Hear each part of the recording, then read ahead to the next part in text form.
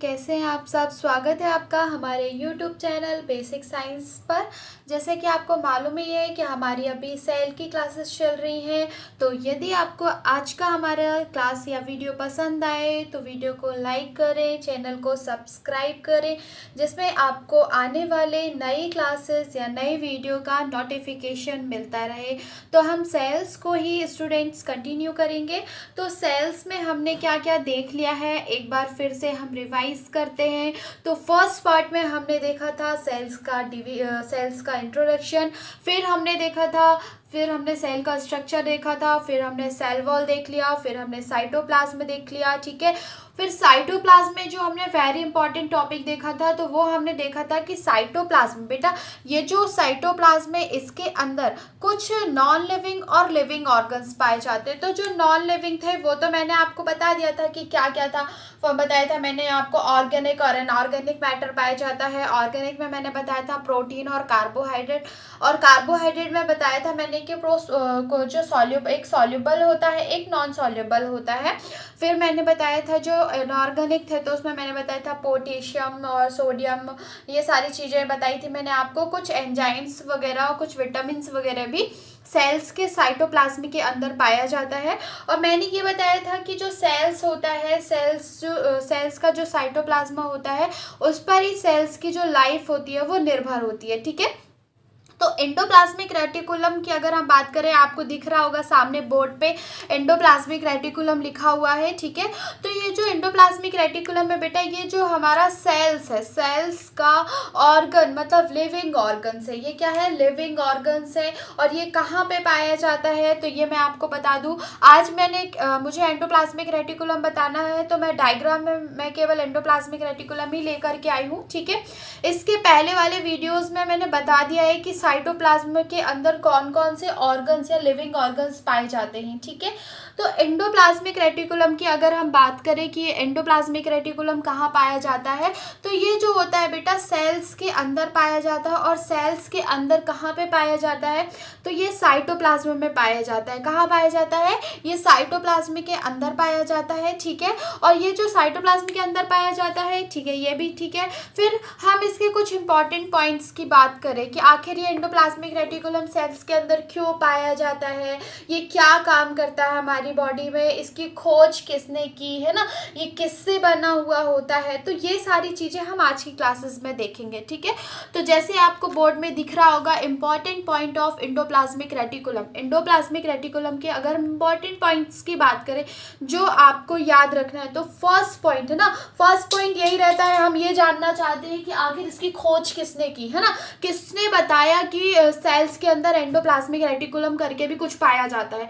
तो इसकी जो खोज करता थे बेटा वो है पोर्टर, R.K. पोर्टर। ये आप दिख रहा है ER, एंडोप्लाज्मिक रेटिकुलम को शॉर्ट फॉर्म में ER कहा जाता है। ठीक है, तो आप कंफ्यूज मत होना। ER की खोज किसने की थी, तो एक साइंटिस्ट थे जिनका नाम था पोर्टर।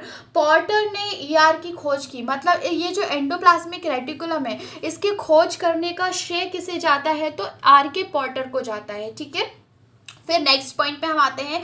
तो ये जो एंडोप्लाज्मिक रेटिकुलम है ये न्यूक्लियस मेम्ब्रेन से सेल मेम्ब्रेन तक फैला रहता है। तो आप ये देख रहे हो, मैंने इसके पहले वाले वीडियो में बताया है कि ये कौन सी मेम्ब्रेन है, सेल वॉल है। सेल वॉल को ही क्या कहा जाता है, सेल मेम्ब्रेन कहा जाता है। ठीक है, और आप ये देख पा रहे हो ये जो राउंड शेप में ये क्या है, न्यूक्लियस है। तो ये देखो एंडोप्लाज्मिक रेटिकुलम न्यूक्लियस से लेकर के, अभी डायग्राम में बना हुआ नहीं है, न्यूक्लियस से लेके ये यहाँ सेल वॉल या सेल मेम्ब्रेन तक फैला हुआ होता है। ठीक है, अगर हम बात करें तो ये कैसे एक मेम्ब्रेन से बना होता है, मतलब ये डबल लेयर्ड नहीं होता। जैसे हमने देखा था ना, जो सेल वॉल है वो डबल लेयर्ड मेम्ब्रेन से बना हुआ है। ठीक है, वो ऐसा नहीं होता, ये सिंगल मेम्ब्रेन मतलब सिंगल लेयर से बना हुआ होता है एंडोप्लाज्मिक रेटिकुलम। ठीक है, और ये क्या होता है, कहाँ से जुड़ा हुआ होता है, तो आप देख सकते हो कि कहाँ से जुड़ा हुआ, केंद्रक जिसे हम न्यूक्लियस बोलते हैं। तो ये न्यूक्लियस से लेकर हमारे सेल मेम्ब्रेन तक क्या होता है, जुड़ा हुआ होता है। ठीक है, मतलब न्यूक्लियस से लेकर ये हमारे सेल मेम्ब्रेन तक क्या कंटिन्यू जुड़ा हुआ होता है। ठीक है, इसीलिए हम इसे सिस्टम ऑफ मेम्ब्रेन कहते हैं। क्या कहते हैं, system of membrane. System of membrane का मतलब क्या है, झिल्लियों का तंत्र, मेम्ब्रेन का एक तंत्र। आप देख पा रहे हो ये गुच्छों के टाइप पे इकट्ठा हुआ है ना, ट्यूब्स है। इसके अगर हम स्ट्रक्चर की बात करें तो जो इसका स्ट्रक्चर होता है वो ट्यूब शेप में होता है, ट्यूब शेप में होता है। और कैसा होता है, एक सिस्टम, सिस्टम मतलब वो क्या होता है, एक तंत्र, इसने एक तंत्र बना लिया है, ट्यूब्स का एक तंत्र तैयार हो गया है, इसीलिए हम इसे सिस्टम ऑफ मेम्ब्रेन कहते हैं। तो अगर आपको कभी क्वेश्चन आता है कि एंडोप्लाज्मिक रेटिकुलम को क्या कहा जाता है, तो एंडोप्लाज्मिक रेटिकुलम को सिस्टम ऑफ मेम्ब्रेन कहा जाता है। क्यों? क्योंकि ये जो मेम्ब्रेन्स होती हैं वो एक सिस्टम तैयार कर लेती हैं, ठीक है। और कहाँ पाई जाती है, तो मैंने आपको बता दिया कि ये अपने न्यूक्लियस मेम्ब्रेन से स्टार्ट होती है और जाती कहाँ तक है, सेल मेम्ब्रेन तक, ठीक है। तो ये एक हो गया वेरी इंपॉर्टेंट पॉइंट, ठीक है। फिर हम बात करते हैं कि आखिर इसका निर्माण कहाँ से हुआ, ठीक है, कहाँ से ये बनना स्टार्ट हुआ। तो ये जो कहाँ से बनना स्टार्ट होगा बेटा, तो ये जो न्यूक्लियस मेम्ब्रेन है, ये न्यूक्लियस मेम्ब्रेन इसका निर्माण स्टार्ट करती है। किसका निर्माण स्टार्ट करती है, तो एंडोप्लाज्मिक रेटिकुलम का निर्माण है ना, जिसको हम बोल सकते हैं फॉर्मेशन। तो फॉर्मेशन कौन करता है, न्यूक्लियस ऑफ मेम्ब्रेन, ठीक है। तो हमने क्या क्या पॉइंट देख लिया, इंपॉर्टेंट पॉइंट में हमने देखा इसका खोज किसने किया, तो हमने देखा आर.के. पोर्टर ने इनका खोज किया, ईआर एंडोप्लाज्मिक रेटिकुलम को का। ये कहाँ पाया जाता है, तो ये हमारे सेल्स के साइटोप्लाज्म में पाया जाता है, ठीक है। एंडोप्लाज्मिक रेटिकुलम न्यूक्लियस मेम्ब्रेन से स्टार्ट करके, मतलब ये न्यूक्लियस मेम्ब्रेन से स्टार्ट होकर कहाँ तक फैला हुआ होता है, सेल मेम्ब्रेन तक, ठीक है। इसके फॉर्मेशन की अगर हम बात करें तो इसका फॉर्मेशन कौन करता है, निर्माण कौन करता है एंडोप्लाज्मिक रेटिकुलम का, तो न्यूक्लियस से इसका निर्माण होता है। न्यूक्लियस का मतलब केंद्रक, ठीक है। पहले भी मैंने आपको सेल के स्ट्रक्चर में बता दिया है कि सेल के स्ट्रक्चर में 3 चीजें होती हैं। फर्स्ट हमने देखा था सेल वॉल, सेकेंड हमने देखा था ये जो ब्लैंक स्पेस है इसे हम साइटोप्लाज्म कहते हैं, और सेंटर में क्या पाया जाता है, न्यूक्लियस का पाया जाता है, ठीक है। अब हम बात करेंगे types of ER, types of ER ribosome के बेस पर, है ना, types of endoplasmic reticulum ribosome के बेस पर, ठीक है। तो जो ईआर होता है, एंडोप्लाज्मिक रेटिकुलम होता है, वो स्टूडेंट 2 टाइप्स का होता है। 2 टाइप्स का मतलब एक होता है स्मूथ एंडोप्लाज्मिक रेटिकुलम, आप बोर्ड पे देख पा रहे होगे, एक होता है स्मूथ एंडोप्लाज्मिक रेटिकुलम, एक होता है रफ एंडोप्लाज्मिक रेटिकुलम। तो अच्छा, जानने लायक ये बात है कि आखिर राइबोसोम जो एंडोप्लाज्मिक रेटिकुलम है तो एक ही चीज, पर इसको 2 नाम क्यों दिया गया, क्यों बोला गया स्मूथ एंडोप्लाज्मिक रेटिकुलम, क्यों बोला गया रफ एंडोप्लाज्मिक रेटिकुलम, तो इसका भी एक कारण है बच्चों। क्या कारण है, तो जो स्मूथ एंडोप्लाज्मिक रेटिकुलम होता है उसमें क्या पाया जाता है बच्चे, तो उसमें राइबोसोम जो होता है वो नहीं पाया जाता, ठीक है। और जो आर होता है रफ एंडोप्लाज्मिक रेटिकुलम, इसमें क्या पाया जाता है, तो इसमें राइबोसोम के कण पाए जाते हैं। ये आप देख पा रहे हो, ये जो छोटे छोटे से कण है ना, जो छोटे छोटे से कण है, इसे हम क्या बोलते हैं, राइबोसोम के कण। और ये जो राइबोसोम के कण होते हैं ये एंडोप्लाज्मिक रेटिकुलम को खुरदुरा बना देते हैं, रफ कर देते हैं, इसीलिए हम इसे क्या बोलते हैं, रफ एंडोप्लाज्मिक रेटिकुलम। तो जो एंडोप्लाज्मिक रेटिकुलम है बेटा याद रखना, इसमें इंपॉर्टेंट पॉइंट है कि 2 टाइप्स का होता है। तो फर्स्ट हमने देखा स्मूथ एंडोप्लाज्मिक रेटिकुलम, सेकेंड हमने देखा रफ एंडोप्लाज्मिक रेटिकुलम।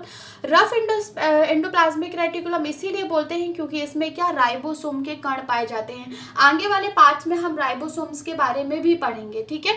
और हमने देख लिया कि क्यों बोला जाता है रफ एंडोप्लाज्मिक रेटिकुलम, क्योंकि इसमें राइबोसोम के कण पाए जाते हैं। और जो एसईआर होता है, मतलब जो स्मूथ, कहीं कहीं आप बीच में देख रहे होगे इसमें राइबोसोम के कण नहीं है, तो क्यों नहीं है इसमें राइबोसोम के कण, क्योंकि इसमें एसईआर में क्या नहीं है, राइबोसोम के कण नहीं पाए जाते हैं, ठीक है। तो आज हमने यह देखा एंडोप्लाज्मिक रेटिकुलम। नेक्स्ट पार्ट में हम एंडोप्लाज्मिक रेटिकुलम का वर्क देखेंगे कि आखिर हमारी ह्यूमन बॉडी में एंडोप्लाज्मिक रेटिकुलम क्या क्या काम करता है ना। तो आज हमने इंपॉर्टेंट पॉइंट देखा, उसके खोज करता तो पोर्टर, ठीक है। ये स्टार्ट कहाँ से होता है, तो ये न्यूक्लियस मेम्ब्रेन से सेल मेम्ब्रेन तक फैला होता है। फॉर्मेशन की बात करें तो न्यूक्लियर मेम्ब्रेन से इसका फॉर्मेशन होता है, ठीक है। 2 टाइप्स के होते हैं, एक होता है एसईआर, एक होता है आरईआर। एसईआर का मतलब होता है स्मूथ एंडोप्लाज्मिक रेटिकुलम, जिसमें राइबोसोम के कण नहीं पाए जाते। आरईआर एंडोप्लाज्मिक रेटिकुलम, जिसमें राइबोसोम के कण पाए जाते हैं, ठीक है। इसे सिस्टम ऑफ मेम्ब्रेन इसीलिए कहते हैं क्योंकि ये एक मेम्ब्रेन का सिस्टम तैयार कर देता है। स्ट्रक्चर की बात करें तो ट्यूब्यूल्स टाइप का इसका स्ट्रक्चर होता है, ठीक है। तो आज की क्लास यहीं तक। नेक्स्ट क्लास में हम work of endoplasmic reticulum continue करेंगे, ठीक है। तो अगर आज की क्लास आपको पसंद आए हो तो वीडियो को लाइक करें, चैनल को सब्सक्राइब करें। Thank you.